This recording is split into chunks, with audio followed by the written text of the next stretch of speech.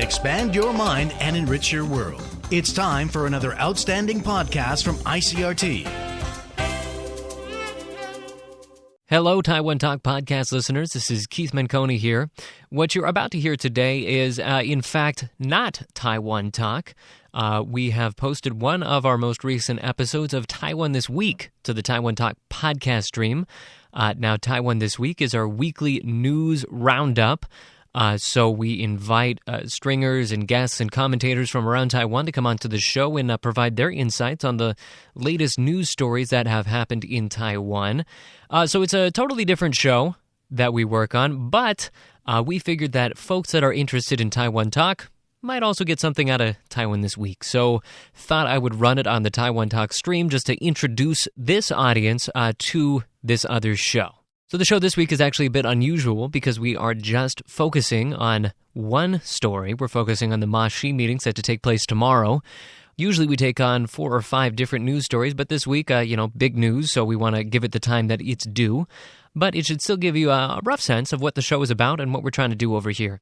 So if it is something that you enjoy listening to, do search for that Taiwan This Week. It's on iTunes and also on the ICRT website. So hopefully it's another show that you can add to your podcast rotation.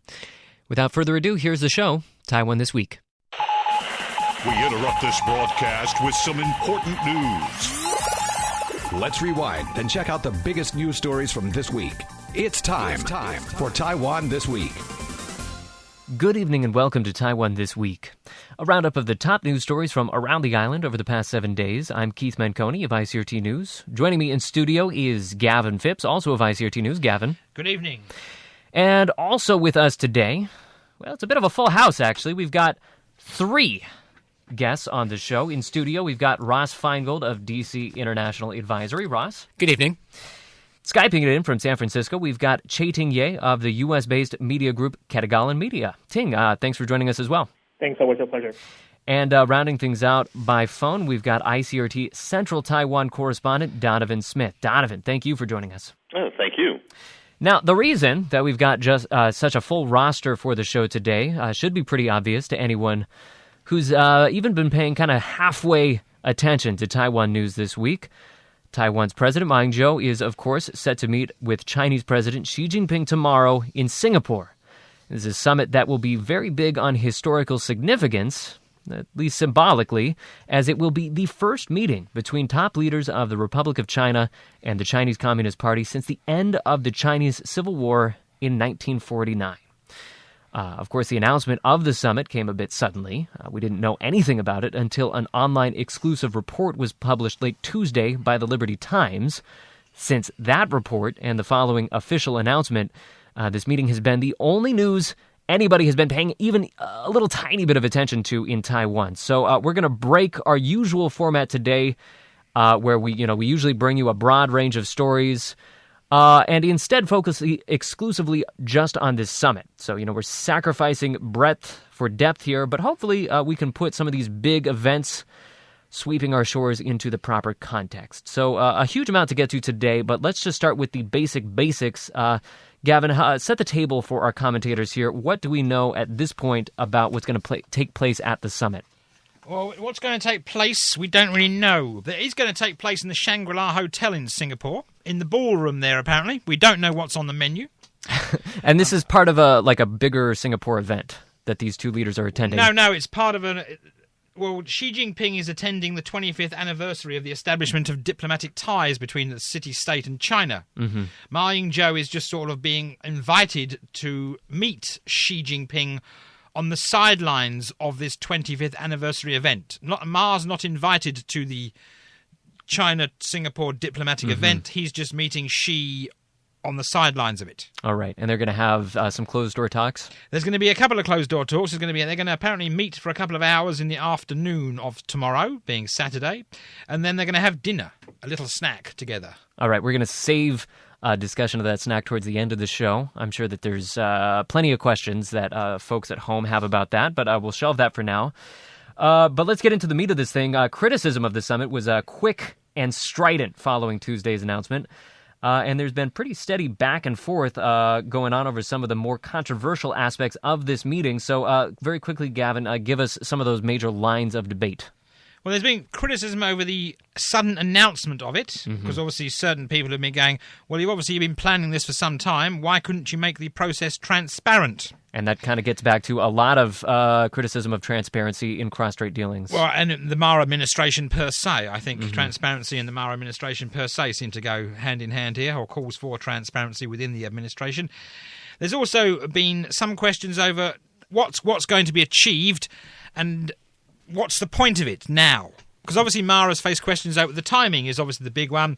What can be achieved in his last 6 months of office when technically come January of next year and the election here, when the new government gets voted in, technically he's not in office anymore. He's still the president, but he really can't do very much. And there's been some other questions, of course, about what's on the agenda. Well, no one's really said what's going to be on the agenda fully.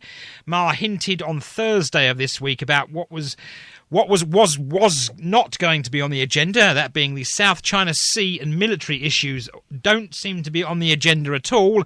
But he did say that Taiwan's international space will be on the agenda. As we'll talk of some previous agreements that China and Taiwan have signed. So basically they're going to review all the agreements and previous meetings between officials from Taiwan and China over the past few years. Right, and so when you say, Taiwan's international space, kind of what they're talking about there is international groups, Taiwan's ability to join international groups. Yeah, but they say that they're not going to sign any agreements. No, there's not going to be any agreements signed. They're going to review trade agreements and what have you, and they're going to talk about Taiwan's, as in China allowing Taiwan entry into international organisations. But of course, the big issue, Keith, is the timing. Of course, right. This is the big issue. That is the question that people have been asking a lot is, why now?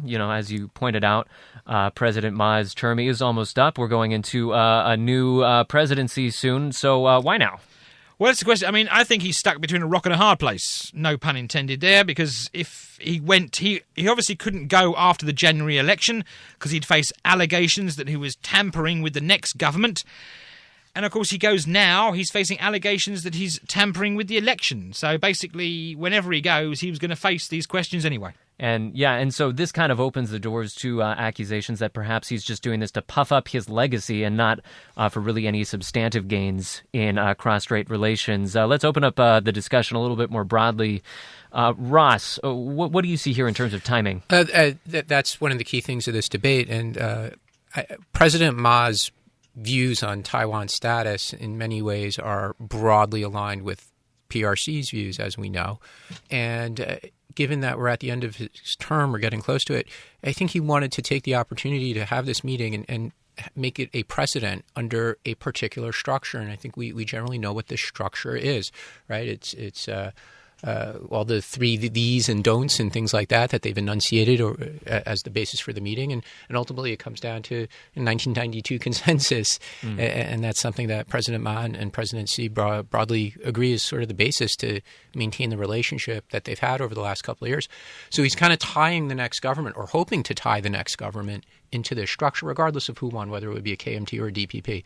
And I think that's important to President Ma, is to create this structure.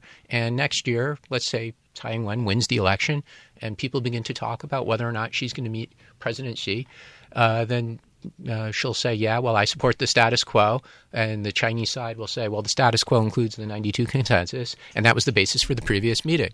And if she's not going to agree to all of that, then she arguably, some people, or critics arguably, would say that she's not following the status quo. So I think that's the time. He had the chance before the end of his term, and he wants to create the structure for this meeting and leave it as a precedent for the next government of Taiwan. So, I mean, quite clearly, we have known that the Ma administration has wanted to pursue some sort of high-level talks for some time now, but it seems that China has largely been the one that has been more reluctant to pursue this kind of thing. Of course, stuff like this was folks in the Mainland Affairs Council tried to set up stuff like this at previous APEC meetings. China apparently has scuttled some of those attempts. I think the more interesting question for me is, why did China see this as the opportune time to make this meeting happen? Donovan, what are your thoughts on that?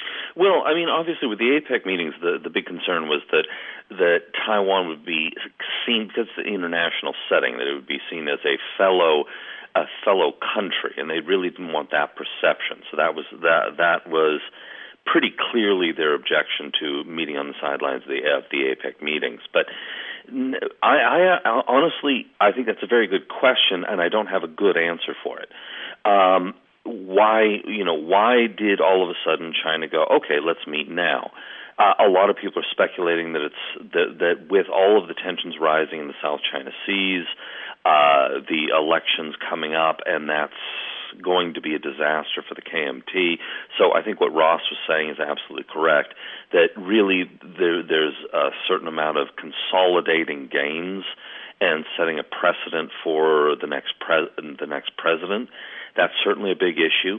The U.S. pivot to Asia, I think that's certainly an issue as well, because of the South China, in the South China Sea, really the only real island is occupied by Taiwan, and Taiwan is, a big part of the island chain that the U.S. has to contain China. So there's a lot going on here, but it's really hard to say for sure exactly what China's intentions are. I mean, so why did they suddenly jump up the time scale and decide to meet with them now? It could be any of these things or all of these things.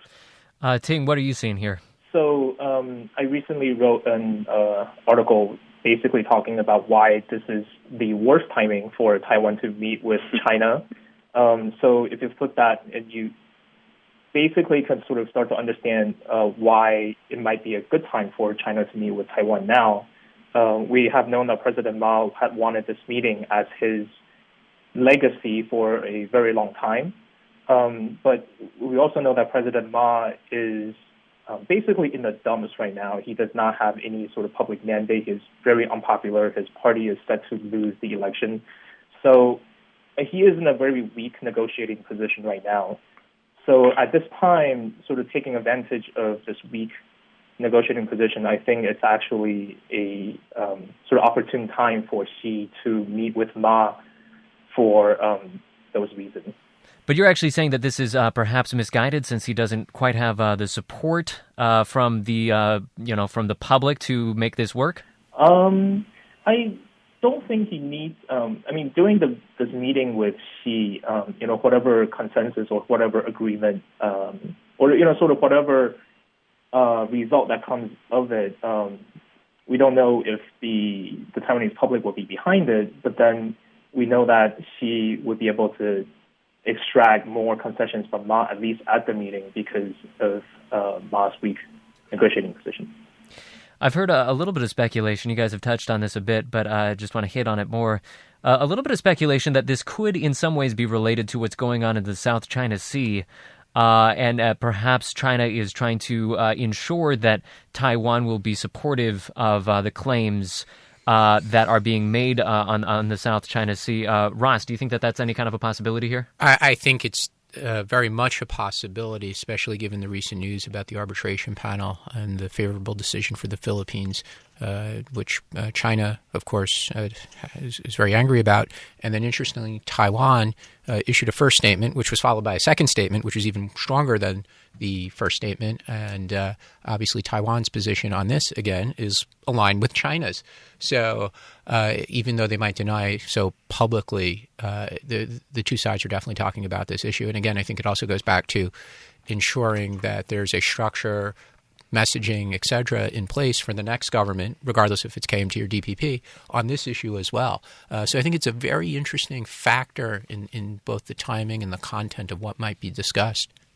All right, we're going to have to wrap up the first half in just a second. But Gavin, just let's get one of the last little bit of newsy pieces into the mix. So there is some calls to perhaps have the Ma administration answer to the Legislative Yuan and make some kind of a report to them? Yeah, that's going on today. The KMT have passed a proposal which could allow Ma Ying-jeou to address the legislature and explain to the legislature what went on at the meeting. Now, apparently they put a date on this. Ma said he can do it November the 9th through the 13th. Mm-hmm. Quite why he's doing it, if he's even thinking about the 13th, is beyond me. Surely when he goes over there, and this is such a great historic meeting, he should be biting the bit to come back and tell everyone what went on at the meeting, rather than sort of coming back and several days later going, okay, we talked about this. Well, you've had time to cook the books then and change everything and write your own history. If you see what I mean. So that's the point about that. Anyway, but the legislature are meeting today, and who knows whether this meeting will continue, about to allow Ma to talk to lawmakers about this, like I said. Unfortunately, the meeting could be rather disrupted by opposition lawmakers who are simply up in arms over the Ma-Xi meeting anyway. Right, they would be fairly dissatisfied with this level of consultation, especially given the fact that it's coming after the conference is even happening. After the conference happened, of course, he never said anything to them before the conference had happened, and now he's sort of put a November the 13th latest date on when he can talk to them. I mean, it seems ridiculous to me why they even need to have a meeting to do this. If this meeting is so historic, like I said, he should be biting at the bit to tell people what happened during the meeting. All right. Well, just for the sake of time, I think we're going to have to leave it on that point. I think that we have a pretty clear sense of what groups of people are going to be upset by this. Of course, there's the Taiwan Solidarity Union. They've probably been the most strident critics. DPP, they've been a little bit more muted, but have also had their share of criticism of this meeting. And, well, we're just going to have to see where that criticism goes after the actual event, and probably it'll give us something to talk about next week. But we're going to have to wrap up this first half. When we come back, we'll be taking a closer look at the more long-term impact of tomorrow's meeting, what it's going to mean for cross-strait ties, and, oh yeah, what about that election? How's it going to affect that as well? That's all coming up when we return to Taiwan This Week after this.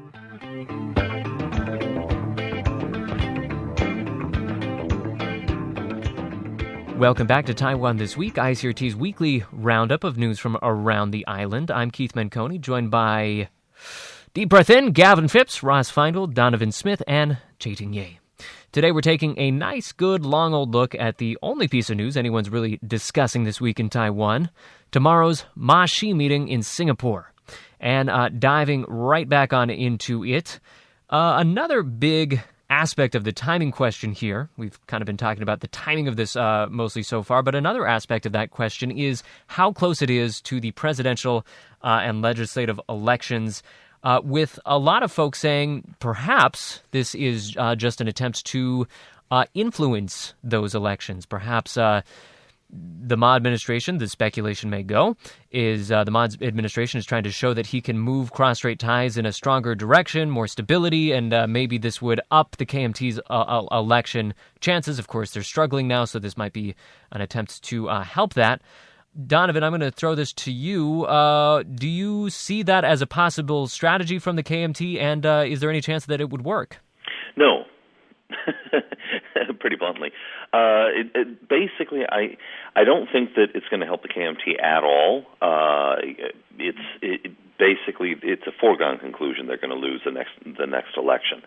Now, the big question mark in my mind is not so much whether or not Ma and the KMT may think it's going to help them, but it's not going to. The big question mark is why did Xi Jinping want to go ahead with the meeting now?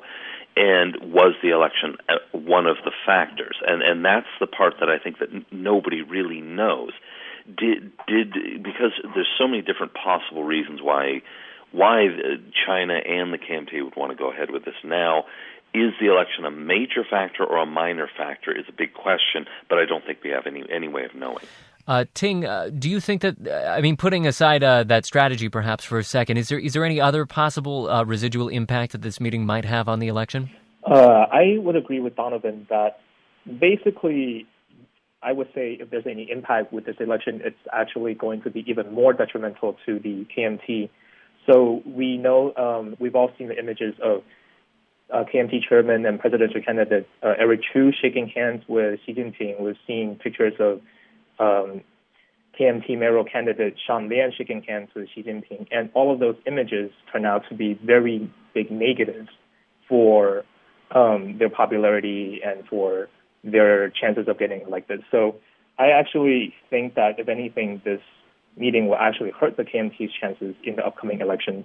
Although with the timing issue, with it being so close election, I actually think it's that President Ma kind of says, well, we're all going to lose anyway.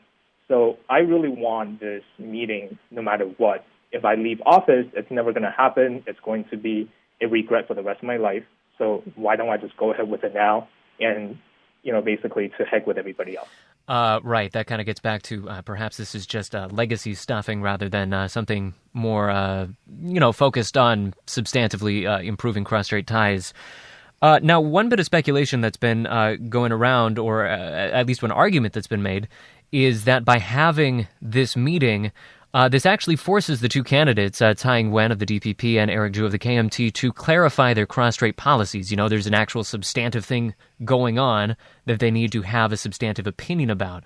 And I know, Ross, you have been hoping to see some more fleshing out of their cross-strait policies and their policies in general. Do you think that there's anything to that argument? Well, we generally know what everybody's policy issues are. We talk about maintaining status quo. When we get into more specifics, do we want to move forward with the things that have been proposed but not signed and executed, like the trade and services agreement, trade and goods agreement, increasing the number of plane flights, etc. How all those things that are kind of floating around get handled in the aftermath of this meeting remains to be seen. Before this meeting was announced, I think we were all operating on the assumption that these various initiatives have come to a halt. Right? They were not going to proceed any further in the short time that President Ma's government will still be in office. And then we didn't really know how quickly or with what kind of eagerness President Tsai, should she win, would take these things forward. And some of those dynamics might change after the meeting, but it would not change, as the other guests are saying, it's probably not going to change the election result. So there are a lot of potential policy initiatives to pursue, but how each side will play that still is a big unknown. I think it's all going to come down to the 1992 consensus, basically, and how the government here, obviously they're going to talk about this. Both Xi and Ma are going to say, this is the greatest thing since sliced bread, we need to have it forever.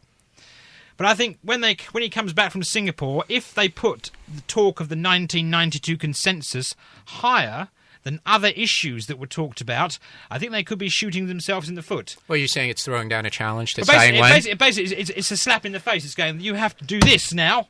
And hang on a minute, no, they don't have to do that now. It could be a slap in the face for everyone that doesn't particularly like Ma Ying-jeou and the KMT. It'd be a threat. China's agreed with it. It means it must be. Well, again, that goes back to what we were saying earlier, that part of the value for President Ma and President Xi of having the meeting now is to set up that structure. It's a structure for future talks, future negotiations over things like trade agreements, and for future presidential summits. And President Ma wants to put that structure in place. And it will depend how the public see that. Will they take it as a slap in the face and he's dictating how it should be? Or will they take it as like, we're open to ideas? Well, it's obviously we're in a democracy, so it's important how the public reacts. But again, the key thing is going to be how's a future President Tsai going to react. And you guys are stepping on the next subject that I wanted to bring up, actually, and that is kind of the last big question I wanted to throw at you guys is what will be the lasting effects on cross-strait relations of this summit? Of course, President Ma, as you guys have hinted at a couple of times already, is saying, he wants this to kind of foment a certain amount of momentum to keep these cross-strait structures in place, keep these kind of dialogues going, regardless of who is going to be in power in the next presidency. But others, I know that the TSU, they've said that the way that this was put together, the way that the summit was put together was in kind of an ad hoc way. So they're saying actually this is detrimental to having any kind of stable structure in place, just given the fact that there wasn't as much consultation as they would have liked to have seen. Now, of course, we know that the TSU, they were pretty primed to criticize this thing from the get-go. So, Ting, I'm going to throw this to you. What kind of potential impact would this have on the next presidency? Does this move Taiwan more in the direction of having regularized ties with China? So if history is any sort of guidance, we know that every time a certain class of officials meet with their counterparts across the strait, that meeting has eventually turned into a regular commonplace occurrence. For example, when the first Straits Exchange Foundation and the Arab chairmen met, that was a big deal. Now they meet regularly to the point where they kind of don't matter as much. Officials of all sorts of, provincial and local governments meet for the first time. Now they're commonplace to the point where we don't hear them on the news. So my expectation is that once this quote-unquote historic meeting happens, the expectation will be quite large for this to sort of become a common occurrence as well. So I think if President Xi were to come back after next year and say, well, President Tsai, your predecessor met with me, so I don't see why you wouldn't meet with me now. And I think there will be some pressure internationally to have to see that meeting continue. And Donovan, what do you see as the lasting impact here? I mean, the international media, certainly whenever high-level talks happen between Taiwan and China occur, they often spin it as, another step towards peace in the Taiwan Strait. But, as we've been discussing all through this conversation, there's a lot of things that kind of complicate that narrative. So what do you think the lasting impact is going to be? Well, I mean, the meeting hasn't happened yet, so I mean, it's really kind of hard to say. But I think Jieting nailed it in that I think fundamentally what China and Ma are trying to accomplish here is to, first of all, consolidate all of the gains that they've made so far, and to set more precedents for a further deepening of the relationship, which is going to put whatever the next government is on the spot to live up to what's already been done, which means that the goalposts have been moved further in the direction of where China wants it to go.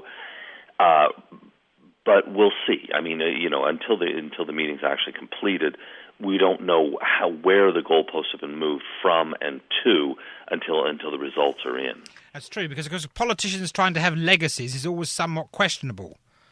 Where I come from, a chap called Tony Blair wanted a legacy once. That legacy is now in the bottom of a toilet somewhere in North London. All right. We're just going to bring in every bit of nastiness into the show today, I guess. All right. I got all kind of train spotting images coming out of here now. Okay, we're going to move away from those images, and to the last bit of serious business that we want to get to today. We're going to switch up the format just a little bit. Since we have so many people on the phone today, we're going to have to do a little thing that we call a lightning round here to keep things kind of moving at a clipping pace, give everybody a chance to chime in. And what we're going to do is we're just going to try to name some winners and losers now that we know that this summit is going to take place. So the way that we're going to do this is I'm going to say a person or a group of people, and I want all of you, we're going to start with Ross, to give us your take on does this person benefit or does this person lose from this news? So let's just start with, in broad terms, let's just start with the most obvious one, KMT. Winner or loser in this? Party's still a loser, given that their current electoral chances are pretty bad. Gavin? It's win-win for everybody, of course. Okay, I'm noting a bit of sarcasm, so we're going to move on. Sarcasm is not allowed in this segment. Donovan? I'm going to go with Gavin on this one. All right, already 2 fouls up on the board. Ting, what do you see for the KMT, winner or loser? Oh, I definitely see loser in the Taiwanese political marketplace. All right, let's bounce over to the other party, DPP. Ross? I'll say loser because they were caught off guard. Caught off guard, weren't prepared for it. Gavin? They're cowering in the corner now. It's a win-win still. All right, 2 fouls for Gavin on the sarcasm front. Donovan? I'm going to say they're going to be the winner, but the winner and loser on this one. It's complicated. It's complicated.